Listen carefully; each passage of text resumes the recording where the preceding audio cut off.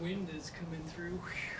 It is a windy fall day, but I'm excited because it's the end of summer. Oh, Tame Impala.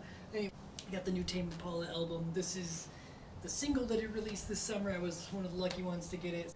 Pretty cool. I got that one, but this is the new Deadbeat vinyl by Kevin Parker. So I'm excited to plop this guy open and see what's on the inside. So the last album, Slow Rush, was fantastic. I really liked it. I really like the drums. I'm a drummer, and I like the drums that he's coming up with. He's got some really unique beats. I really am tuning into the drums for me. I really like the drum sound. So I am excited to see what he's got going on. I already listened to the vinyl already.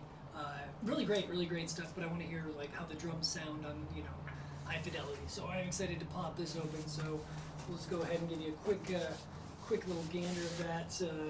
Whoa, Deadbeat, huh? And then we'll go inside and I'll go unbox the entire thing. This edition I do believe sold out. Quite a few of them that are out there, but I was happy to get one. So check. Subscribe for more vinyls. Come on down to Record Town.